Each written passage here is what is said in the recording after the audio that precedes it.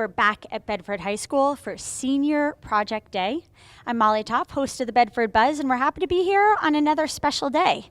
For the next 2 days, the school is taken over by graduating seniors, or hopeful graduating seniors, presenting the culmination of their senior project journey. This is a 17 to 20-minute presentation where they share everything they've done from the first thing, deciding on their topic and their application of knowledge, showing us the journey and ultimately what they were able to accomplish. There are all sorts of different ideas. There are many community presentations, a road race for elementary kids, some raising causes for international things like fundraising for a strong start in Zambia, lessons on how to row, becoming a hybrid athlete, learning to play the guitar, restore a vintage motorcycle. There truly is something for everyone, and students work really hard to choose something that will engage them and get them through their senior year. We'll be lucky enough to visit 5 different classrooms, and we'll share with you what we learn. And we're here with the Bedford High School principal, Bob Jazokas. If you could, tell us, what is Senior Project anyway? Sure. Senior Project is really the culminating event for a senior. It demonstrates all their gained knowledge and research for a particular project that they work on. They spend a year on the journey, and then today's the day they start presenting that special journey, their research, their AOK, which is their application of knowledge. And it is a wide range. I mean, it is almost anything you can imagine because it just comes down to the passion and interest of those students. And when did this first begin? How many years has this been happening here? Yeah, a very long time. So look, I brought with me, this is a little piece of history, the Curriculum Research Committee's binder that they handed us on the founding committee that created the school. There were no kids here yet, and we sat at Riddlebrick School for a year creating the school, and this was our sort of guiding document, which is everything that research committee, which was the superintendent, teachers, parents, community members, and they found cool stuff that they liked. And Senior Project, I found back on page 63, there was pros and cons. They gave us 2 pages of data about different schools in the states, in the United States that do it, and different schools in New Hampshire that do it. And so way back then, it was a recommendation to explore Senior Project, which we did, and we recommended as part of the school, so it started right from the beginning. However, there used to be classes of Senior Project. And so one teacher would have maybe 20 students, and there were several of those groups for all the seniors. So it was taught as a class at first. But now, as you know, we all get 2 or 3 seniors that we work with and mentor for the whole year. So the model has changed, but it's been here for a long time. We're here with Robbie Zeller, French teacher here at Bedford High School and also Senior Project Coordinator. And we understand, obviously, this is a graduation requirement. Can you walk us through the criteria for passing the assignment and how students are sort of held accountable throughout the process? Sure. So we have, we made the decision when the building was opened that this was a sort of capstone experience that every senior needed to do. And when it was created to sort of fill in some specific gaps and specific skills that we wanted to make sure that no student from Bedford High School graduated without the ability to present in front of an audience, without the ability to advocate for themselves, without the ability to do some sustained self-directed research and work. And so we've sort of kept those core things, and it's evolved through the years as the needs have changed, as different needs are met elsewhere. And we've really done a lot of work recently trying to make sure that we're only using assignments that speak to those core competencies. That said, it all happens at its own rate. So it's sort of hard for us to fit sometimes into our quarter by quarter thing. So we do a little bit of fancy footwork with our grading software to make sure that even if a student doesn't meet the deadline, the deadline that we sort of artificially put in there, but they get there eventually, they still get credit for what they've done. Mm-hmm. And then ultimately it all comes down to the presentation. So the students don't get scheduled for a presentation slot until all of the other requirements are met.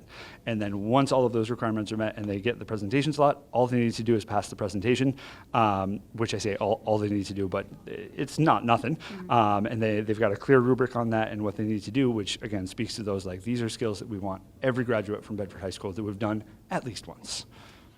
So we're here now with Grace Stewart, who I learned just passed her senior project with flying colors.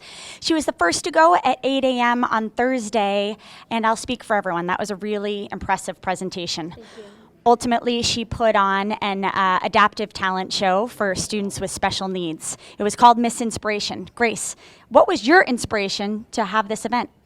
I'd always have lots of, I would always volunteer with Special Olympics, and I was on the adaptive cheer team. I did lots of things with Unified in my school, and I really wanted my senior project to show my love for these events that I love putting on. So I really wanted to incorporate me. I wanted to incorporate my family with Emily, whose platform was also adaptive sports, and just really just combine them both into a great pageant. And tell me about Emily. What's your connection? Emily is my cousin, and I love her lots. She just won Miss New Hampshire this past April, and I cannot be more happy.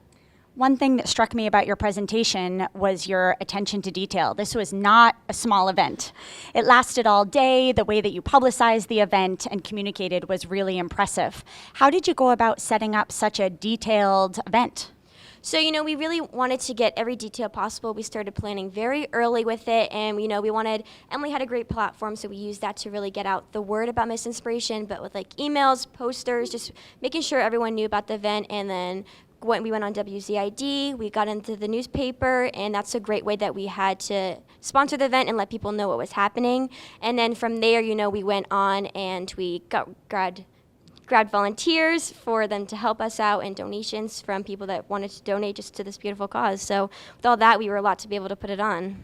This might be a little bit of a hard question because I'm sure there are lots of takeaways, but what do you think as you graduate, as you move on to the next step, what's your biggest takeaway from your senior project? Wow.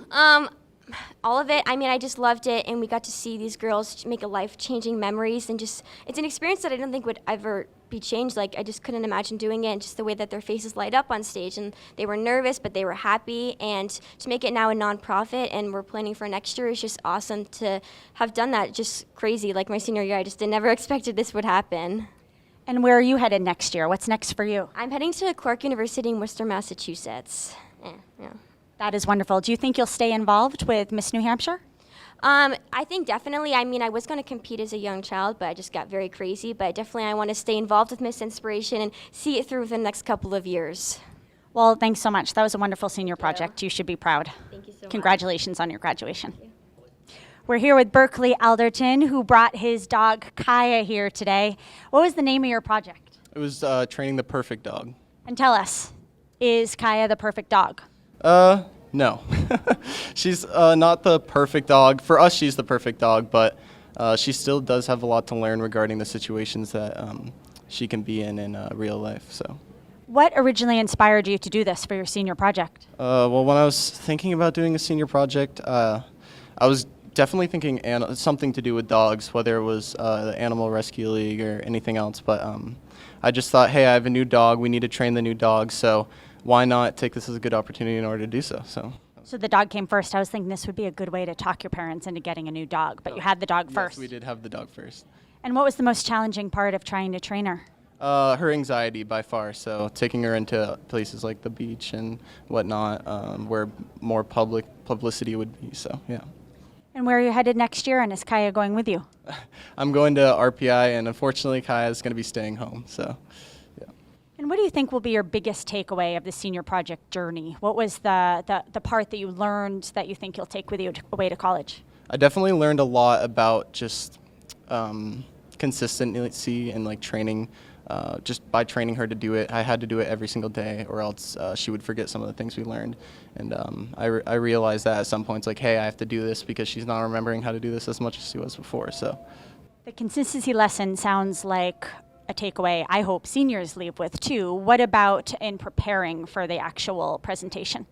Preparing for the actual presentation, I just thought it was important that I was really concerned about hitting the time slot because I actually was 3 minutes over when doing one of the practice presentations. So I just had to kind of figure out the cadence at which I was talking, and then I wasn't too worried about the confidence from myself, but yeah, that's all I was really worried about for the actual presentation. So. Well, congratulations. I heard the panel say you passed, and I think we all agree. Congratulations. Thank you. Great job.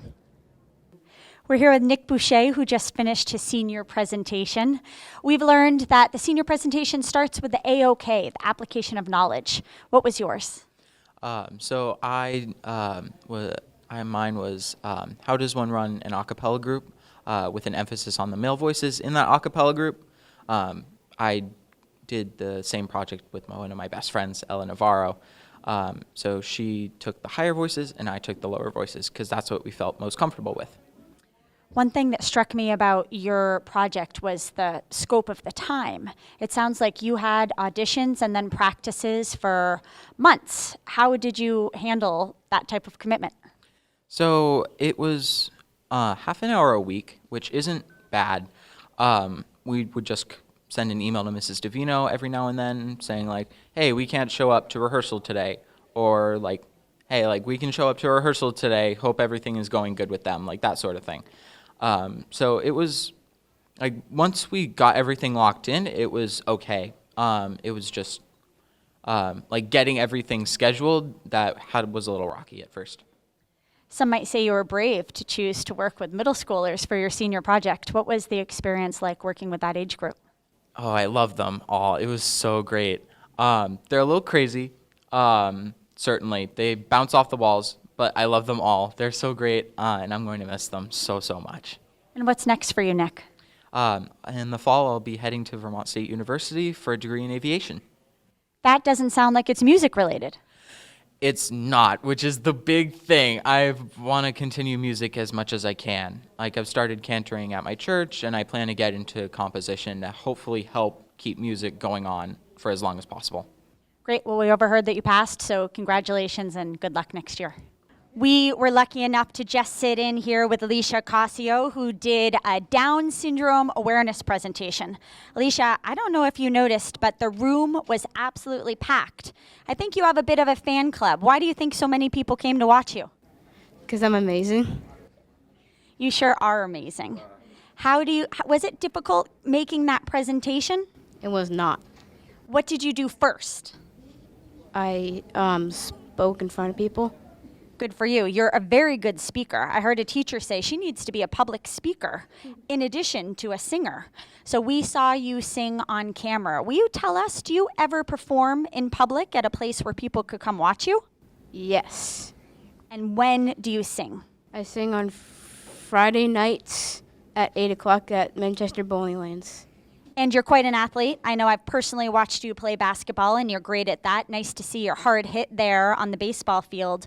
What are your favorite sports to play? I like basketball, baseball, and bowling. Do you have a favorite out of those three? Yes, I like basketball. I can tell you're an excellent hoopster. Well, we also have your uncle here, and you have quite a fan club, actually. A lot of people came to watch you and your family and the school, as I mentioned. Uncle, what's your name? Tim, and tell me, what was it like watching Alicia go through this process? What do you think she got out of it? I've known Alicia since the day she was born, and I have watched this little girl turn into the most amazing woman. And when she sings on Friday at the bowling alley, she is the biggest rock star, and I am her #1 fan. And who taught you how to be a rock star? You. Right, baby? She's the best. Alicia, I think everyone here today agrees you're a rock star. You did a great job today. Congratulations on completing your senior project. Today, we were lucky enough to see just 4 of the ultimate 330 seniors who will present their senior project over the course of this 2 days as really their culminating assignment here at Bedford High School. In talking to the students, we learned that as intended, they feel like being forced to do a project like this gets them out of the classroom, allows them to choose something they're passionate about, immerse themselves in completely. It's a really good experience for them, and we feel lucky that we're here to see some of them as they say goodbye to Bedford High School and head on in the next stage of their life. Thanks for coming along with us, and we hope that you are as inspired as we were today.